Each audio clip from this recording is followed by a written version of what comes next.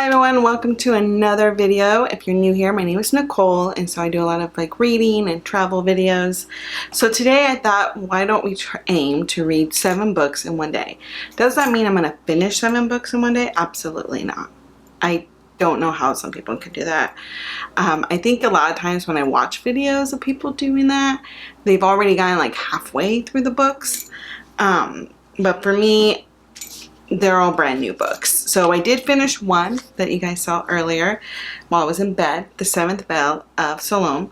So quick review of this book. I loved it. I gave it 5 stars. I love Sylvia Moreno-Deinzer. I have all her books.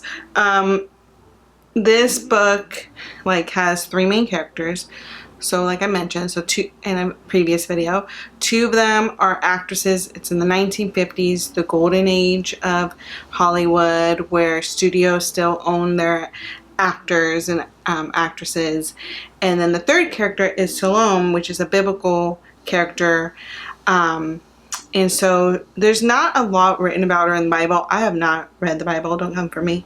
But the author has. And so there's just a really small part, I think, in the New Testament about her.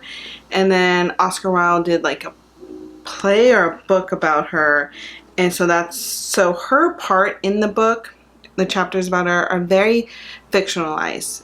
Well, it's a fictional book, but it's not historic because there's just not a lot about her in the Bible. So it was really interesting to get that, to see this young woman from BC times, come from a royal family, and just the struggle she had to go through during that time when Rome was fighting with a lot of other countries and groups of people that some of those groups of people no longer exist. So that was interesting. And so the 2 actresses in the 1950s, one of them is playing Salome. There's a movie going to be based on this biblical character. And so the actress that's playing her is this newbie from Mexico. I want to say Mexico City. And they found her working at her dad's dentist's office. She comes from a really good family in Mexico. And she's just a new discovery. But she's going into 1950s racist Hollywood scene, where people feel it's okay to call her Beaner. People use words like exotic and that she is fiery, even though she's a very quiet girl. And then there's actresses that are very angry that this new brown girl got it, And I think people are also fascinated that she can speak English. I think people during this time, and I know there's probably people during our current time that don't understand that there is middle class and very affluent families in Mexico where people do speak English without an accent, So she's going through this whole scene of trying really hard to do well in this movie, trying to prove her mother wrong.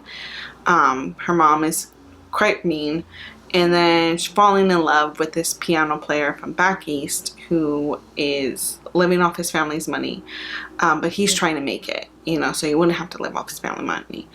And he's white, so having to deal with his racist parents. So she's just this newbie with so much earnest in her eyes. She doesn't want to cause any problems, but problems keep finding her because people just cannot comprehend that a Mexican girl can do this role.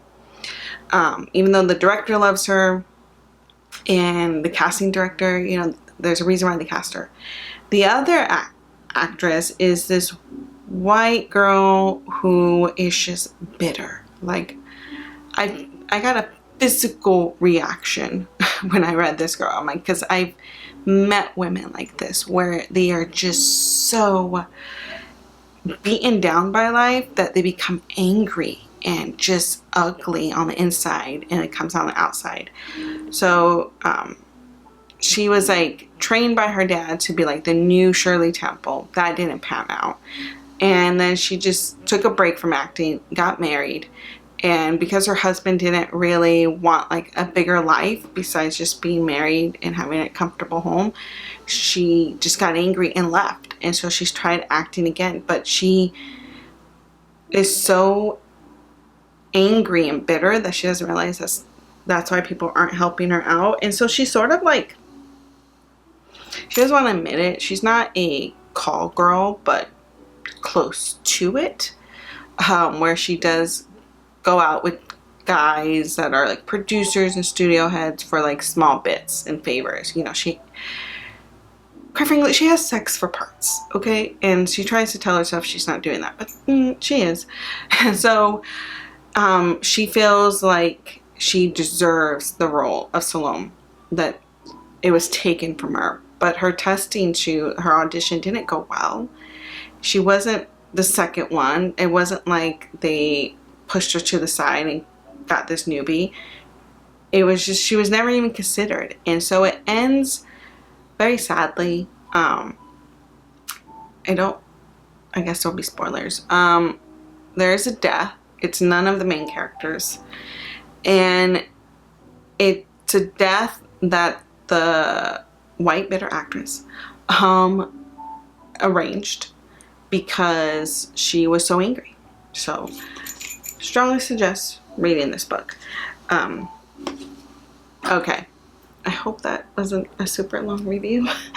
Alright, so we're gonna read some other books today. I have a few from the library, and so I'm just debating which ones to read. I'm also listening to a book. Can you guys see it? Dominicana by Angie Cruz. I have the physical copy, but I'm also deciding just to listen to it. It's interesting. It's a book that takes place. Oh, when does it take place? I want to say,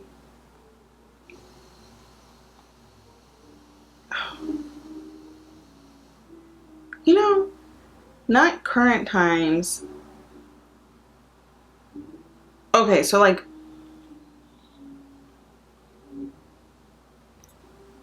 well, late 1950s, early 1960s. So when a lot of people from the Dominican Republic are like moving up to New York for job opportunities and all of that. The main character so far is this 15-year-old girl who her parents are, her mom, not her dad. Her mom is so excited to marry her off, basically. Not marry her off, but accept the proposal of a 31-year-old dude. You heard me right, 15-year-old, 31 dude, who has made it in New York. By make it in New York, he has actually physically gone to New York and has figured it out and has like a part-time job, right? Because this mom is just trying to get her daughters married to people that have jobs in the US so they can send money back home. Does she care about what her daughters want? Absolutely not. So it's an interesting book. I'm curious to see. Clearly that marriage is not gonna be great. It's not like the guy is mean. He doesn't come off cruel. He's married someone 15 years younger than him. So I imagine as they're coming up in New York, they're gonna have very different experiences from like 15-year-old girl and a 31-year-old guy, like just the friends they make and the interactions. So I'm gonna see where that goes. But I do have a few books, like I said, from the library, and I am debating if I want to go read by the pool. It's a nice sunny day, or if I just want to read in my little egg chair outside. It's just nice. It's a warm week, and so I'm enjoying my time outside. I have Lost Children Archive, Portable Nishi. How do you say it? Oh my god, it so slipped my mind. Please don't come for me. Modern Lovers, and then I do have another new book I bought, and I cannot remember its name. We'll see.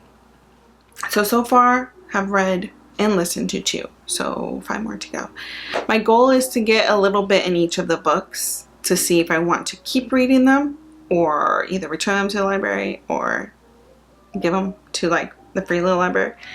But yeah, so let's get to reading.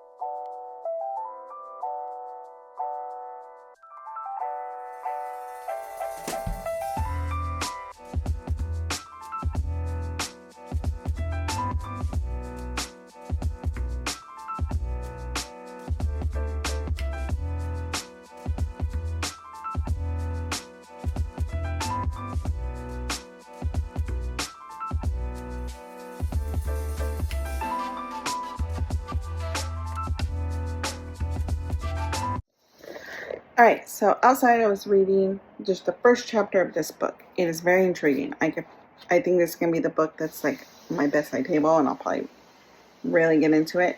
So far from the back of the book, you can tell there's gonna be two characters. Anita is the character from 1985, the year I was born, and she dies in New York City. She's an artist. Her death is like this tragic death. And then 1998, the other character is Raquel, who is a art history student preparing for her final thesis. So far, the first chapter is just about Anita. She's at this party with her husband, who seems like the type of dude who just really just wants to be the star and can't stand the fact that his wife is becoming more known in the art world, more known than he is, and then that she,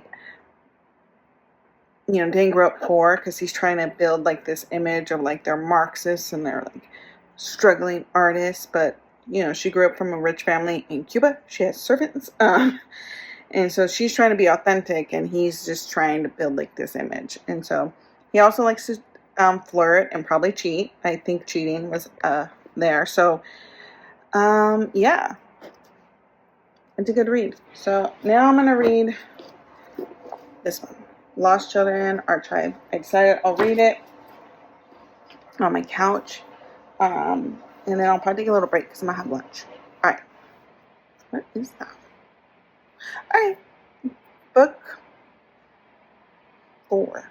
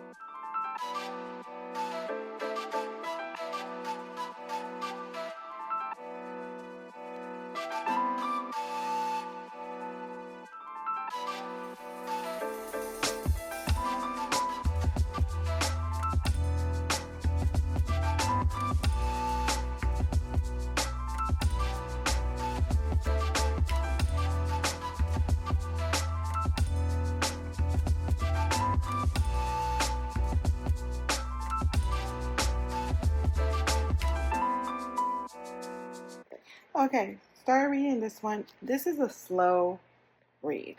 Lost Children Archive. It starts off in third person voice, and then it goes into first person. And the two main characters are this couple. They have two little ones. I know I will eventually finish it, but it is a book where it's just gonna go very slow. It's not as enticing as the last 2 books I've read, so it's fine. It's not bad. It's just like I feel like you have to be in a certain mood to read different types of books, and I think right now I'm just not in the mood to read something that slow, but I'll eventually keep reading it. So I'm gonna take a little break, so I'm gonna eat some lunch, and then we'll continue on reading. All right, we took a long break. I actually ate lunch, took Nick to the airport, and then had to get some chores done. So we are finally in book 5, Modern Lovers. So I haven't started it yet, so we'll get into one chapter. I was trying to find this other book, but I think I might have donated it and just stuck with it as an audiobook. I'm not sure. So yeah, let's get into this.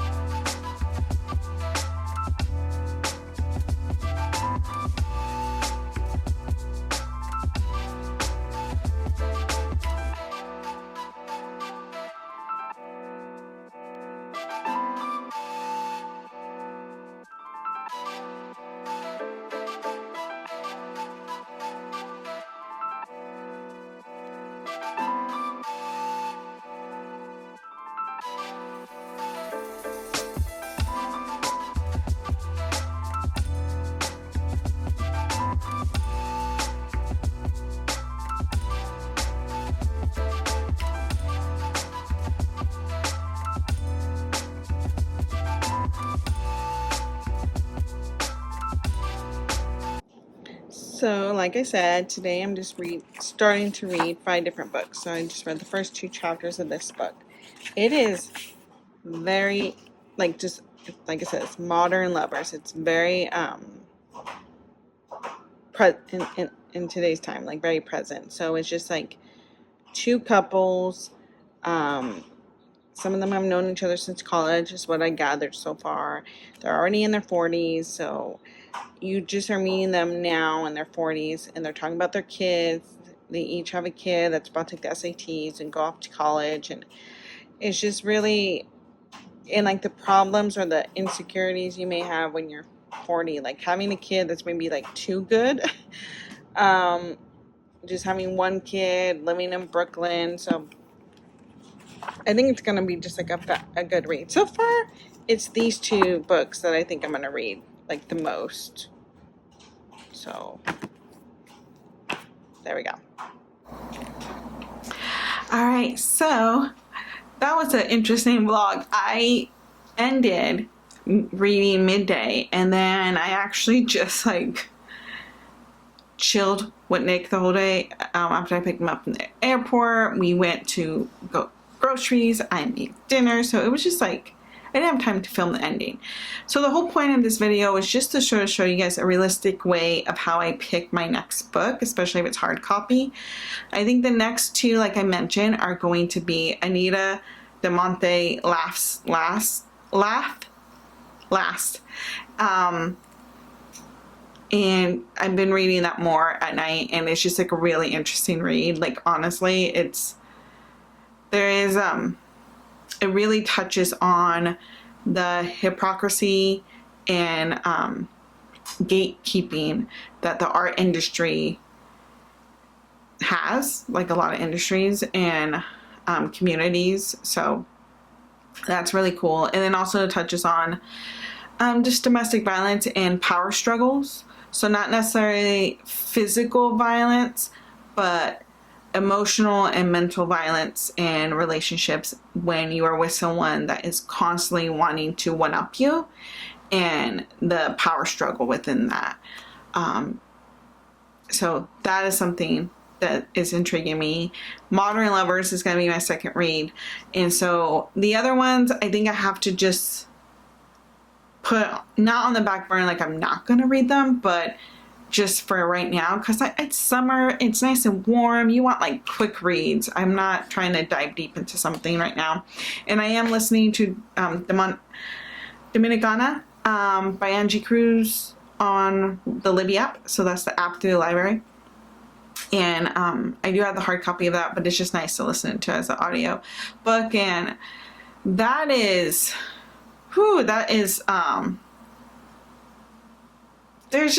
there's a lot of things in that book that I know people have gone through in real life, where they're sort of like just like the mom is okay marrying her 15, like I mentioned this earlier in the video, the 15-year-old daughter to a 31-year-old man. The 31-year-old man is okay buying a fake birth certificate and passport for his 15-year-old wife that says she's 19. He's okay having sex with her for the first time, like, and there's just all these things that are just so normalized that it's just really heartbreaking. And the girl, she just is a girl. She doesn't want to be married. I don't think the first time the husband attempts to have sex with her, they go through with it, because she just breaks down. Because again, she's a 15-year-old girl who like a week before was playing in the fields with her brothers. You know, she just wasn't ready to be like a wife. But the back of the book that does say that there is a point where her husband leaves their home in New York to go back to the Dominican Republic to deal with some like business issues, because again this takes place in the 60s, probably goes into 70s, and I'm assuming yeah, let's just assume, but it says that she then gets to spend time with his brother, who I think is a little bit younger, so maybe closer to her age, Anna's age, this main character. And this is when she gets a little bit more freedom. She gets to take English speaking classes at the local church and gets to like go out and experience New York City. Like by go out, I mean like not being crazy wild, but like just go dancing, go make friends. So I'm waiting to see that part, and I'm really curious to see how, if she ends up with the brother, if she ends up with someone else, if she ends up with anyone at all, where does her husband land? Because you get his backstory, and it's not like he's this evil guy. Like, he seems just as lost as well. Like, he's a big shot in the DR because him and his family has figured out how to get to New York, and they have businesses on the island. But when they're in New York, they are immigrants and they just work random jobs at a hotel and go hungry. So it's like the complexities in that, and the like duality, like you're living two different lives. And so that's why I'm like, I don't hate the husband because he's equally as lost, but I might start to hate him because I feel like he might start, because he's lost, might start, it seems, controlling his wife a little bit more. So yeah, so that I'm listening to, and I'll let you guys know how that is. So thank you all so much for just watching me pick a book and talk about books. I feel like I don't do a lot of videos like this where I talk about what I'm reading. I just sort of show you what I'm reading. So let me know if you like this. And yeah, I think that's it. Oh, and in the description, I was on Goodreads, but I decided not to go on Goodreads for trying to limit my interaction with Amazon products. But, you know, a lot of companies are on Amazon, the cloud, so web services, so AWS. So you probably are using a product that's on AWS, but excuse me. However, I am trying to limit my direct interaction with Amazon products. And so I decided to not be on Goodreads this year, and I'm on Storygraph. And so feel free to find me on Storygraph, because I actually have no followers on Storygraph. It seems like all my friends just stayed on Goodreads. Not that they're not political. I just think I haven't been able to find them. I don't know. But anyways, feel free to find me there. Or let me know if any other book communities that you think are really interesting. So there we go. And I will see you guys later. Sorry that the lighting's a little weird. The sun is setting, and I wanted to film this. So yeah, that's it. All right.